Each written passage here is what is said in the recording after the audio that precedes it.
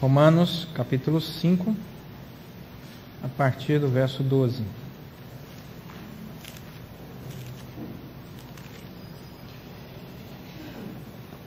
Eu convido, por gentileza, a igreja a se colocar de pé. Vamos fazer a leitura desse texto. Eu vou fazer, os irmãos prestem bastante atenção, acompanhem.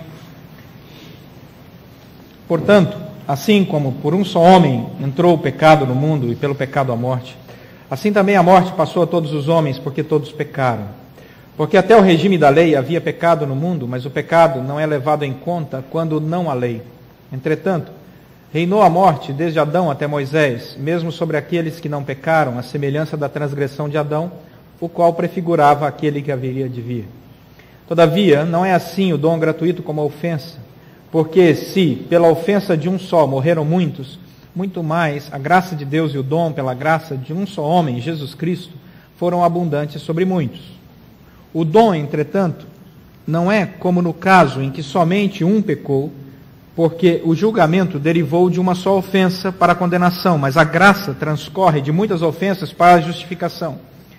Se pela ofensa de um e por meio de um só reinou a morte, muito mais os que recebem a abundância da graça e o dom da justiça reinarão em vida por meio de um só, saber, Jesus Cristo. Pois assim como por uma só ofensa veio o juízo sobre todos os homens para condenação, assim também, por um só ato de justiça, veio a graça sobre todos os homens para a justificação que dá vida. Porque, como pela desobediência de um só homem, muitos se tornaram pecadores, assim também por meio da obediência de um só, muitos se tornaram justos. Sobreveio a lei para que avultasse a ofensa, mas onde abundou o pecado, superabundou a graça, a fim de que, como o pecado reinou pela morte, assim também reinasse a graça pela justiça para a vida eterna, mediante Jesus Cristo, nosso Senhor. Podem sentar, irmãos. Nós vamos começar aqui uma série de sermões. Estávamos conversando, o pastor Felipe e eu, proximidade do Natal e a necessidade de entendermos um pouco mais sobre a pessoa de Jesus Cristo no Antigo Testamento. Porque algumas promessas que nós conhecemos, muitas vezes não entendemos a profundidade dessas promessas. Por exemplo, por que é que Jesus Cristo teve que nascer de uma mulher? Sendo Deus, ele não poderia ter aparecido aos 30 anos, já homem formado, saudável, e começado o seu ministério? Por que Jesus teve que vir como criança? Por que teve que nascer de uma mulher? Por que ele teve que nascer em Belém? Qual o significado disso? Que sentido tem isso para a nossa vida? Ou não tem sentido nenhum? Isso é uma promessa sem sentido para nós. Porque Jesus Cristo teve que vir de uma família simples e depois ter uma vida profissional até começar o seu ministério? Qual o significado disso para a nossa vida? Porque Jesus Cristo foi cumprindo passo a passo as promessas do Antigo Testamento, e o que essas promessas têm a ver com o nosso dia a dia, sendo cumpridos em Cristo Jesus? Ora, se o Deus eterno, Criador dos céus e da terra, de todos nós, cumpriu passo a passo as suas promessas do Antigo Testamento, elas devem ter alguma relevância para a nossa vida. Não tem sentido algum as promessas serem cumpridas em Cristo Jesus só para cumprir. Elas têm que ter alguma relevância para nós. E daí, entender no grande projeto de Deus, essa construção do Jesus Cristo histórico, veterotestamentário, lá do Antigo Testamento, do Velho Testamento, e o cronograma desse projeto de Deus até chegar à nossa vida hoje aqui, no século 21. Uma das coisas mais interessantes que acontece quando a gente viaja pela primeira vez para fora do Brasil, é quando você volta ao Brasil, você sofre da síndrome da comparação. Pode confessar seu pecado. Você não acha o Galeão tão bonito. Você não acha o Santos Dumont tão bonito. No meu caso foi mais agravante, que a primeira vez que eu voei para fora, eu aterrissei em Brasília. Pior ainda.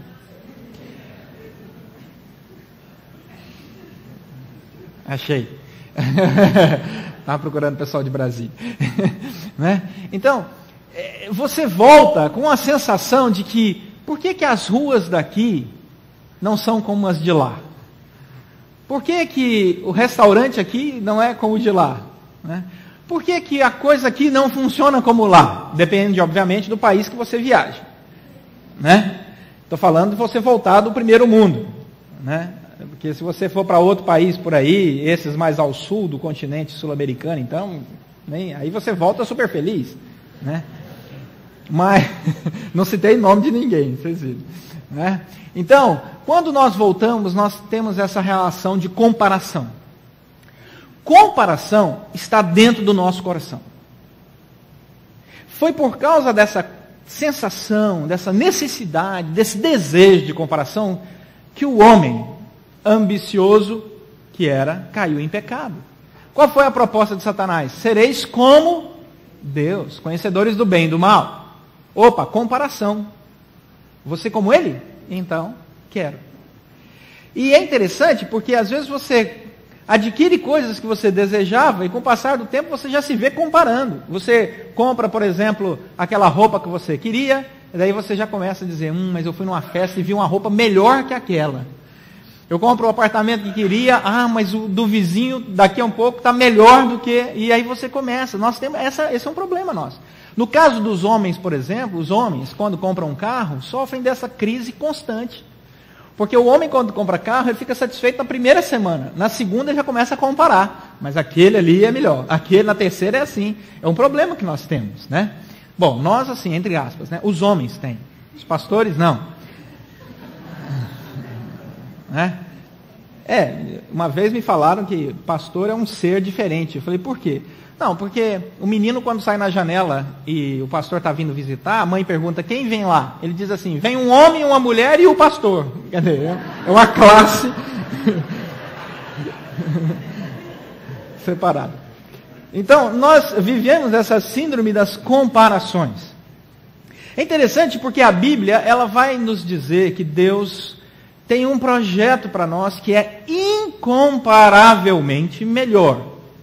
Ou seja, o que Deus tem para nós é tão bom que não cabe comparação. Então já é uma crise de interpretação. O que Deus tem para nós não se pode comparar.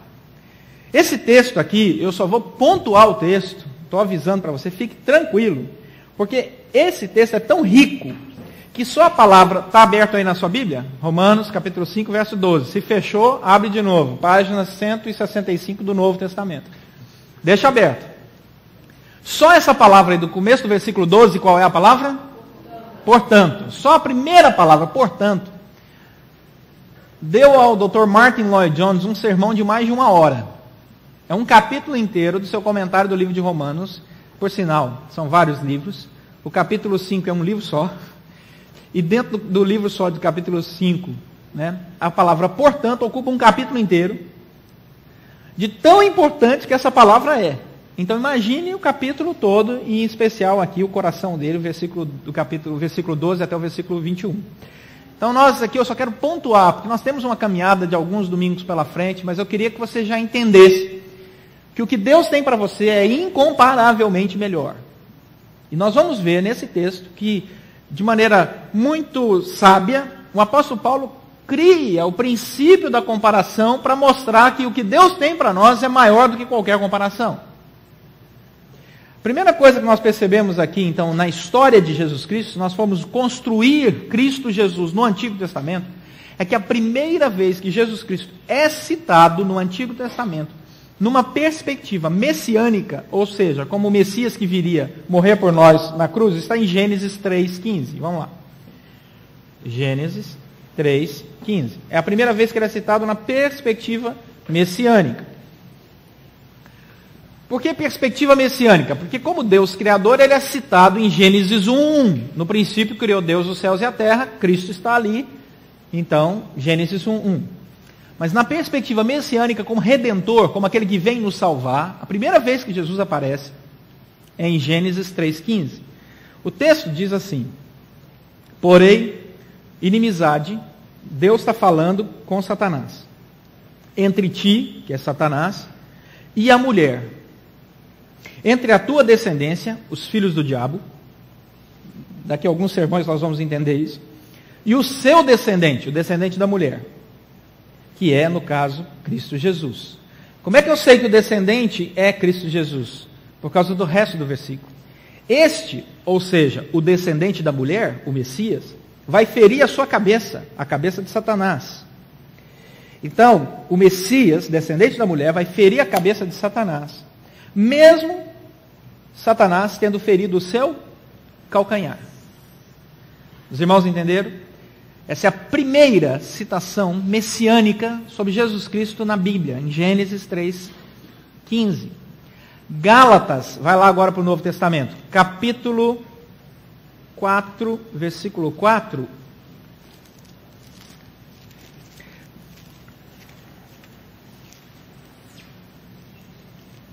Gálatas, capítulo 4, versículo 4. Paulo diz que aquela profecia está cumprida em Cristo Jesus. Vindo, porém, a plenitude do tempo é Jesus Cristo. Nós vamos dividir o tempo entre antes de Cristo e depois de Cristo, não é isso? Por quê? Porque Cristo é a plenitude do tempo. Então você passa a contar o tempo antes de Cristo e depois de Cristo, porque Ele é a plenitude do tempo. Vindo também esse, que é a plenitude do tempo, Deus enviou o seu Filho, nascido de mulher, nascido sob a lei. Nós percebemos que o homem não aparece aí. As mulheres estão felizes hoje de manhã. Jesus Cristo, ele vem cumprir a promessa de Gênesis 3:15, nascido apenas da mulher. E aí Gálatas vai dizer, esse nascido de mulher apenas é o Messias, Cristo Jesus, segunda pessoa da Santíssima Trindade. Eu até pensei em colocar no data show aqui para vocês, mas vamos fazer um exercício aqui, os irmãos vão pensar comigo, vamos ter uma aula de hebraico, amém? Então vamos lá, hebraico, né? A palavra hebraica para Deus é Yahvé, o eu sou. Se nós fôssemos transliterar Yahvé, passar as letrinhas do hebraico, que são quadráticas, para o alfabeto em português, você usaria o I e usaria uma outra letra que é H. Entenderam? I e a última letra H. Ok. Só para você entender como a coisa é interessante na Bíblia, principalmente em Gênesis, acontece em Gênesis que o homem é Adam, em hebraico. Mas quando ele se casa, quando ele mantém agora o relacionamento com a sua mulher, ela nasce da sua costela, a palavra do Senhor diz que esse homem agora é Ish. Então quando a mulher quer chamar o homem de marido, ou esse é o meu marido, meu homem, ela não diz Adam, ela diz Ish. Então, quando o homem entra em casa, o que a mulher diz? Ish.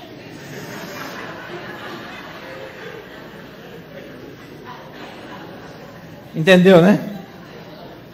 Tá lá no hebraico. Graças a Deus que a gente não fala hebraico, né?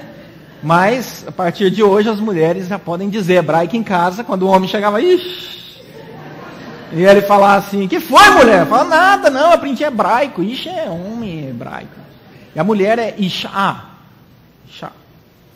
Isha. A diferença entre as duas palavras no hebraico são duas letras. Para homem aparece o Yod, que é o I nosso, e para mulher aparece o Het, que é o H. Então, Ish e Isha. Sobra outras duas letras. Então, homem é? Vocês gostaram, né? Mulher? Isha. A primeira letra que eu falei de Deus é o I. Essa aparece lá na palavra homem. A outra letra que eu falei, que é a palavra Deus, Yahvé, é o H, que aparece no final da palavra mulher. São duas palavras iguais, a única diferença são essas duas letras.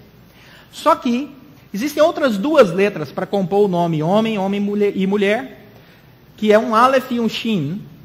Então, quando você retira o Yod do homem, o I do homem, e o H da mulher, sobra uma outra palavra em hebraico, que é a palavra Esh. A palavra Esh significa fogo consumidor.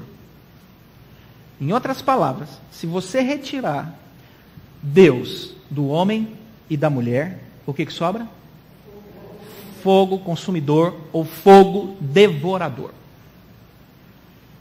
Olha que coisa interessante.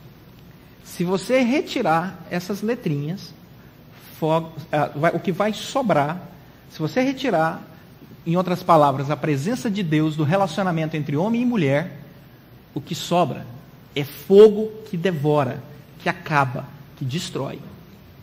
Isso é só uma curiosidade que não tem nada a ver com o nosso sermão. Na verdade, tem tudo a ver, porque Deus se manifesta também nos detalhes. E é aí que está a riqueza da revelação. Por que é que Cristo Jesus tem que vir nascido de mulher e não de homem e mulher? Porque Ele quer estabelecer para nós a sua filiação divina.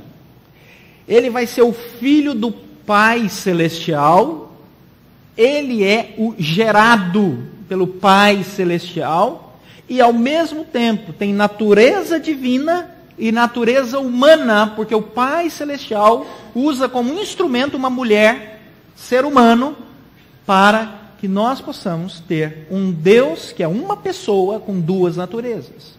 A natureza divina, a natureza humana. E aí, o nosso Messias é complexo e histórico. Volta lá para Romanos capítulo 5, versículo 12. Lembrem-se, nós vamos só começar essa caminhada aqui. Portanto, por causa desse Deus que é tão maravilhoso, nós precisamos atentar para a ação desse Deus na nossa vida. Esse, portanto, é importantíssimo, porque Paulo vai citar Adão. E ele cita Adão aí no versículo 14, de Adão até Moisés, como um personagem histórico, real. Então, Adão não é peça de ficção. Adão é um personagem histórico. Está certo que Gênesis está cheio de poética hebraica. Você lê Gênesis e encontra ali uma poética linda, mas Adão é um personagem histórico. Tanto é histórico que Paulo vai citar dois homens de igual maneira, Adão e Moisés. São pessoas que construíram a história da humanidade, fazem parte da história da humanidade. Assim como Jesus Cristo é um personagem histórico, não é mito, não é ficção. Vou lembrar vocês, já falei isso há 2 sermões atrás. Todas as vezes que alguém duvidar sobre a possibilidade da presença de Deus ou da existência de Deus, não discuta no campo filosófico se Deus existe ou não. Lembre-se que Deus se encarnou, viveu historicamente entre nós e se chama Jesus Cristo. Porque as pessoas sempre que falam sobre a existência de Deus tentam apagar a figura histórica de Jesus Cristo. Nós precisamos resgatar a figura histórica. Não, Deus existe, tanto existe que já viveu entre nós, morreu e ressuscitou. Nunca se esqueçam disso. Não se esqueçam que Jesus Cristo é Deus mesmo entre nós. Amém? Então, Romanos 5, 12. Portanto, que portanto é esse? Qual a importância desse portanto para nós? Portanto, liga ao contexto, conclui o raciocínio do contexto, que é o verso 9 de Romanos 5. 5, 9 vai dizer: logo, muito mais agora, sendo justificados pelo seu sangue, seremos por ele salvos da ira. O que Paulo está dizendo aqui no contexto desse texto, e por isso, portanto, é que Cristo Jesus é o nosso Salvador. Cristo é aquele que nos dá a salvação. Versículo 10. Ele nos dá a salvação, Romanos 5, 10, através da reconciliação. Nós éramos inimigos de Deus pelas nossas obras, nós vivíamos como alguém que não estava nem aí para Deus, mas Jesus Cristo, por sua graça, nos chamou a uma existência com Deus. Então nós temos o caminho reconciliado através de Cristo Jesus. Versículo 10. Porque se nós, quando inimigos, fomos reconciliados com Deus, como? Mediante a morte do seu Filho. Qual o resultado? Versículo 10. Muito mais, comparação, mas com um grau maior. Estando já reconciliados, seremos salvos pela sua vida. Portanto, aí sim, versículo 12. Portanto, aí você vai entender o raciocínio de Paulo. Portanto, nós agora podemos criar alguma comparação pequena diante daquilo que Deus tem para nós. Qual seria essa comparação pequena? Porque Deus é incomparavelmente melhor, mas para que nós pudéssemos entender, e Paulo escreve isso aqui, inspirado pelo Espírito Santo, que Deus tem para a nossa vida algo muito maior que possamos imaginar. O que Deus tem para nós? Versículo 15. Nós somos o povo da transgressão, que recebeu agora em Cristo Jesus o dom gratuito. Todavia não é assim o dom gratuito como a ofensa, porque se pela ofensa de um só morreram muitos, muito mais a graça de Deus e o dom pela graça de um só homem, Jesus Cristo, foram abundantes sobre muitos. Os muitos, não todos aqui, é porque muitos já está na cabeça de Paulo feita a divisão. Muitos são os que já se perderam, muitos são os que já estão salvos. Então, na cabeça dele, o que acontece é o seguinte: o que aconteceu na nossa vida, pela ação e vinda de Jesus Cristo, foi que nós saímos da transgressão e recebemos o dom gratuito da salvação. Nós estávamos perdidos nos nossos delitos e pecados, mas pela graça de Deus, Deus nos tirou do lamaçal do pecado, nos lavou mediante o sangue de Cristo Jesus. Nós estamos com as nossas vestes brancas agora diante de Deus, porque Deus fez essa mudança na nossa vida. Nos tirou de um lugar para outro. Segundo, versículo 16. Saímos, portanto, diz o versículo 16, da condenação e estamos agora na justificação. Não é como no caso de somente um pecou, porque o julgamento derivou de uma só ofensa para condenação. Mas a graça transcorre de muitas ofensas para a justificação. Então você vê novamente a comparação. Nós saímos da condenação para a justificação. É isso que Cristo fez por nós. Versículo 17. Nós saímos, olha o versículo 17, da morte, diz o versículo 17, para a vida. Olha o versículo 18. Nós saímos da ofensa, diz o versículo 18, para a justiça. Olha o versículo 19. Nós saímos da desobediência para a obediência. Nós saímos, versículo 20, da vultuosa ofensa para a superabundante graça. Se a Bíblia for sua, pode grifar. Né? Essas palavrinhas são importantes no texto. Versículo 21. Finalmente, saímos do reino do pecado para o reino da justiça de Deus. Quem foi que fez isso por nós? Quem nos tirou dessa situação e nos levou? Aquele homem nascido de mulher, filho do Deus Pai. Ele também saiu do altos céus para estar sob a lei aqui na terra, em nosso favor. Antes que nós fôssemos tirados de qualquer lugar, Deus mesmo se ofereceu, saiu da sua condição para uma nova condição a nosso favor. Daí, a pergunta que não quer calar é: tá bom, pastor Leonardo, mas o que eu levo para casa? Quero voltar ao aeroporto. Quando nós voltamos da nossa viagem, e se você foi para um país de primeiro mundo, e você volta para um país de segundo mundo, né? Você faz comparações. E se você for para um lugar melhor, você diz assim: meu Deus, lá é muito melhor. Se você for para um lugar pior, você volta e diz: meu Deus, que bom estar aqui, porque aqui é muito melhor. Mas essa é uma relação natural. O apóstolo Paulo vai dizer para nós que quando ele olhou para a vida daqueles irmãos que já tinham sido alcançados pela graça de Deus, ele encontrou corações que não tinham entendido essa mudança. E ele diz lá no capítulo 6 de Romanos: meu Deus, que diremos, pois, onde abundou o pecado, superabundou a graça, então vamos pecar mais para que a graça seja mais abundante? De jeito nenhum. Ele diz no capítulo 6, quem viver assim, não entendeu nada do projeto de Deus. Aí antes de acusar o outro, ele vira e aponta para ele mesmo, capítulo 7 de Romanos, e ele diz assim: eu sou assim, miserável homem que sou, quando eu quero fazer o bem eu não consigo, o mal que eu não quero fazer, esse é que eu faço. Quem que vai me livrar? Porque esse conflito eu vejo dentro da minha própria existência, eu sei o que é certo, mas vou pelo errado. Aí ele diz: graças a Deus, em Cristo Jesus, porque Ele com a sua graça me traz e diz: olha, vou te perdoar, vou te dar nova chance, esse é o caminho, andai por ele.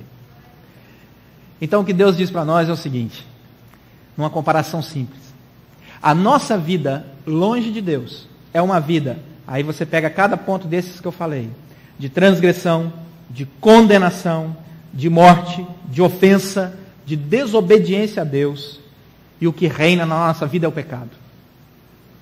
Mas pela graça de Deus, por causa daquele menino que nasceu, o Messias, nós saímos desse reino da morte e do pecado, onde tudo ia dar errado, sempre, para uma nova vida, cheia do dom gratuito de Deus, da justificação que Deus fez em nossa vida, cheio de vida, cheio de justiça, cheio da obediência com alegria, da superabundante graça, do reino, do amor, da paz e da harmonia de Deus.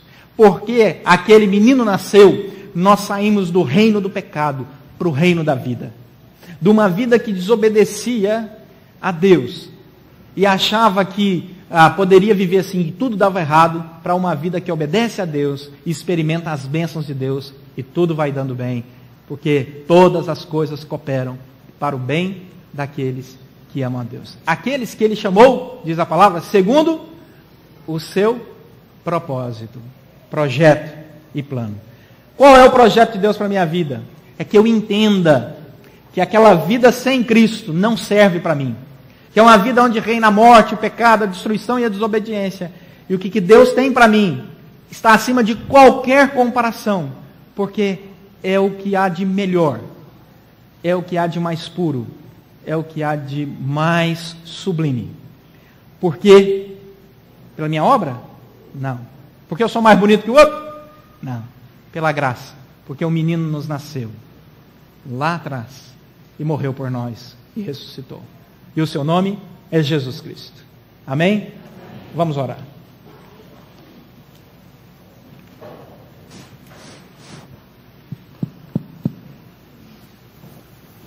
Nossa vida sem Cristo era muito ruim. Vivíamos inseguros, como se numa luta dessemos socos no ar. Mas Deus nos deu propósito e direção e quer encher a nossa vida daquilo que há de mais belo, mais sublime. Deus nos chamou para uma vida que gera bons frutos. Se você não tem experimentado bons frutos, alegria e segurança, diga para Deus: Deus, eu não quero viver uma vida sem Ti. Eu sei que essas coisas que estão acontecendo na minha vida é porque eu estou longe de Ti, eu quero andar mais perto do Senhor, me ajuda. Perdoa a minha vontade e inclinação de fazer as coisas segundo o meu querer, a minha disposição. Me faz entender a Tua boa vontade, que está revelada na palavra de Deus. Senhor, nosso Deus e Pai, muito obrigado pela Tua palavra que é tão rica. Muito obrigado por Jesus Cristo que morreu e ressuscitou por nós. Ó Senhor, nós não queremos viver como vivíamos sem Ti. Nós queremos viver, ó Deus, experimentando mais e mais do Senhor. Porque sabemos que o que o Senhor tem para nós é incomparavelmente melhor do que o mundo pode oferecer. E por isso, Deus, pedimos que a Tua graça nos acompanhe nessa jornada.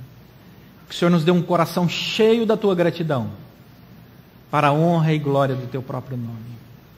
E para que na nossa alegria haja testemunho para aqueles que ainda não Te conhecem, que é muito bom andar contigo e servir ao Senhor. Abençoa, Deus, cada família aqui representada, para que cada família aqui seja um testemunho vivo das bênçãos poderosas do Senhor sobre o Teu povo. Com alegria, saúde, paz e, acima de tudo, Deus, fé em Cristo Jesus. Oramos agradecidos em nome de Jesus Cristo, nosso Senhor e Salvador. Amém.